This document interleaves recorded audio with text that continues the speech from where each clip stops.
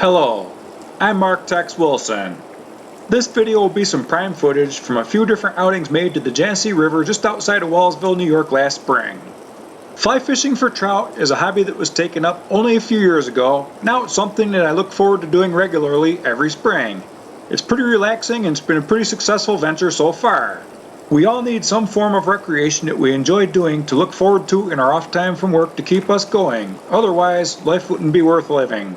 A couple of very valuable things that have been learned about fly fishing for trout from personal experience over the last few years are to keep the line tight so the trout doesn't spit the hook or dive into a snag. Also, let that trout tire itself out really good before pulling it close enough to try to net it. A landing net is a fly fisherman's best friend. What I'm trying to do here is get the net downstream from the trout so I can sweep it from behind the tail and the current will hold the net open while I net it. Just like that. Yep folks, this is a nice healthy brown trout. It's about 13 inches in length. I'm a big fan of practicing catch and release, so this fella's going to be let go. Very rarely does one of these trout ever make my frying pan or oven. Most of the time they are released so other sportsmen can enjoy them too. That's what a sportsman does. You take once in a while, but you also have to give back so other guys can enjoy the sport too. If everybody did this, the fishing would be much greater for everybody.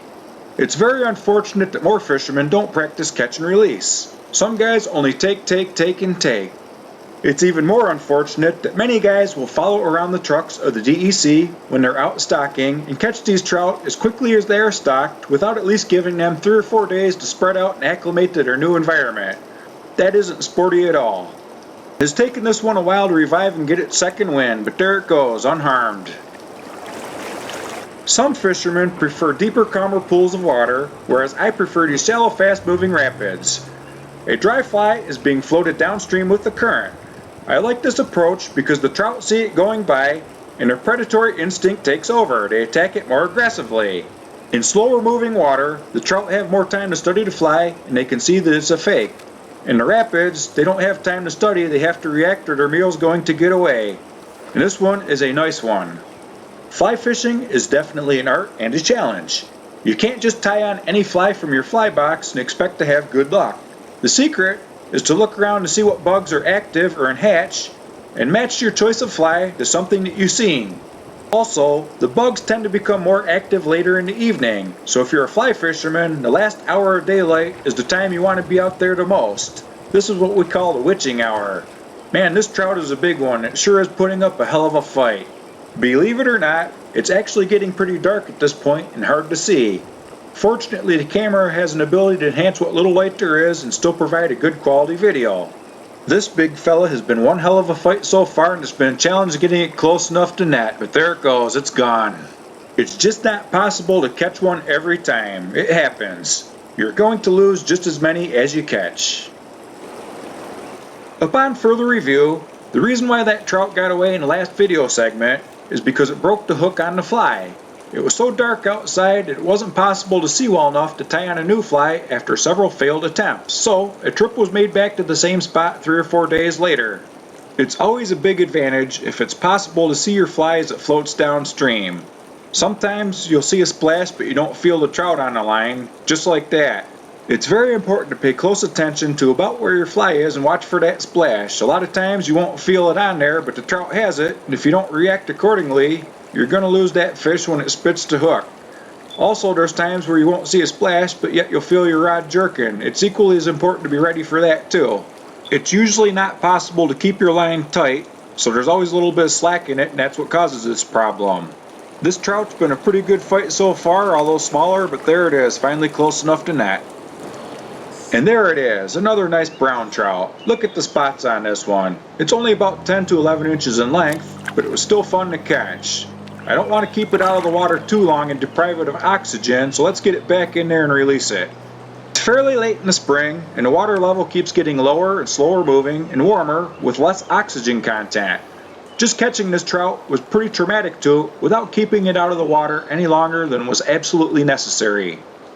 During that battle between man and fish to land a trout and get it in the net successfully, the trout is generally fighting with every ounce of energy that it has left in it to preserve its own life. In these warmer water conditions, this fight alone is enough to put these fish at the brink of death. That is why it's so important to handle these fish very carefully and with respect when the intention is to release them back into their habitat unharmed. The trout is being faced upstream into the current where there's a little bit more oxygen content, so it's given more time to catch its breath. Ideally, it'll swim out of the net on its own. If it can do so after a few minutes, the odds are it's going to survive and be okay. There it goes. It's actually kind of a surprise that so many brown trout are being caught in the shallow, faster moving water. This is the kind of habitat where the rainbow trout are usually caught, but there is a deeper, calmer pool slightly downstream from here. Brown trout do prefer deeper, calmer pools of water, but that doesn't mean that they can't be caught in these shallow, fast-moving rapids. The same is true of rainbows. Although they prefer shallow, faster-moving rapids, they can still be caught in deeper, calmer pools too. This cast is near the end of its run. The fly is directly downstream and it can't be seen any longer. The odds are it's probably underwater. There it is, got a nice one. Anytime that a cast nears the end of its run like this, a few moments are taken before casting the fly back upstream to start another run downstream with the current. And it usually pays off. This trout is definitely a big one. It's very possible it might just be the same trout that was missed here only a few nights ago. This is one of those instances where no splash was seen when the trout took the fly, probably because it was underwater, but it damn near jerked the rod out of my hand because it hit it hard. Yep. This big fella hit that fly like a bullet. But this time a little bit more time is going to be taken to reel that fish in slow and let it tire itself out real good before any attempt is made to get close enough to net it. The flies that are being used are very small in size, and of course the hooks that they are tied to are a very fine gauged wire. They break pretty easily, and that's in the back of my mind after losing that nice trout here only a few days ago. Hopefully that same misfortune isn't going to happen again here today. That's why so much more time is being taken to let this trout tire itself out before trying to pull it close enough to net it.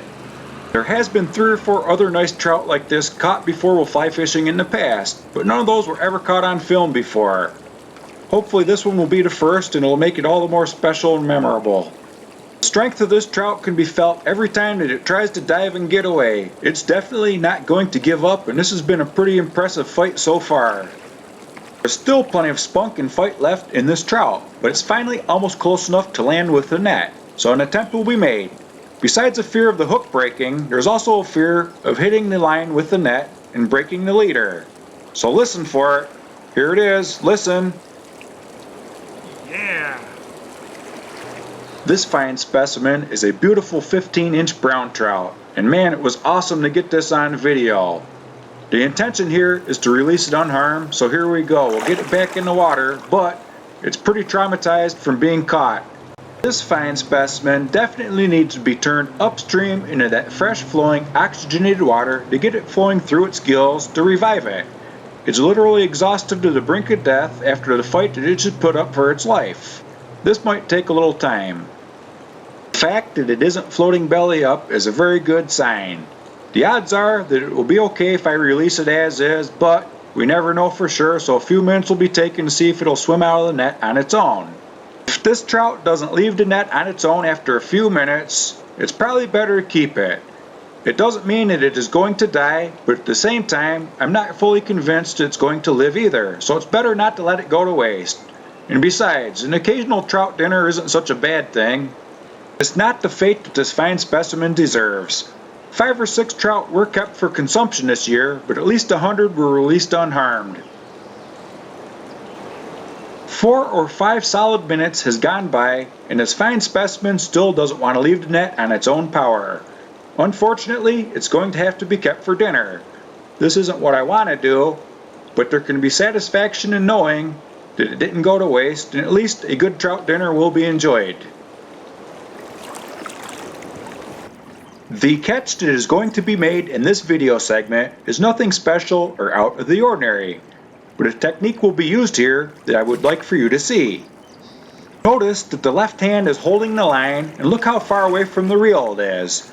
Now watch closely with the right hand how I take the fingers and curl them on that line and grip it.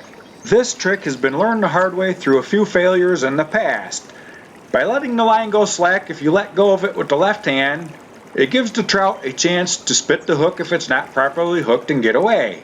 Gripping the line with the fingers of the right hand it was possible to keep the line tight and for the left hand to go to the reel and reel in that little bit of slack and keep the line tight so the trout wouldn't be lost. There has been several times in the past when trout were caught, but they were never actually hooked. Once in the net, they spit the hook. If not for the net and the fact that the line was kept tight, they wouldn't have been caught at all. This yearling rainbow trout is only about 8 to 9 inches in length and it was recently stocked here, but they are always fun to catch. This is exactly the species of trout that I expect to catch in the shallower and faster moving water. Rainbows are generally really good scrappers, and although this one was small, it fought valiantly for its size. But it didn't take very long to catch it, so hopefully it isn't very traumatized and this release shouldn't take very long. Sometimes it takes a little coaxing to convince the trout to leave the net. Every now and then the belly is touched with the right hand to encourage it to leave the net. This one will go pretty quickly and it's definitely going to be alright. There it goes. This will be the final catch and release that will be shown in this video. There's going to be a little less talking from here on out so you can enjoy the catch and also appreciate the sounds of the outdoors.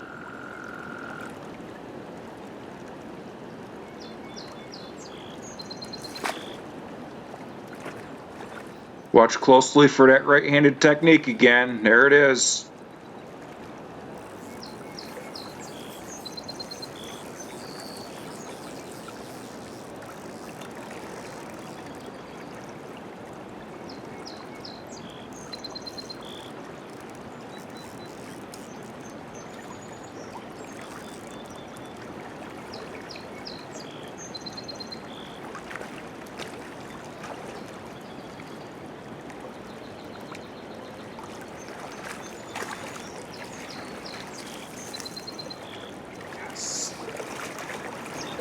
Yes, folks, this is a beautiful 13-inch rainbow trout. Now it's time to get it back into the water and let it go.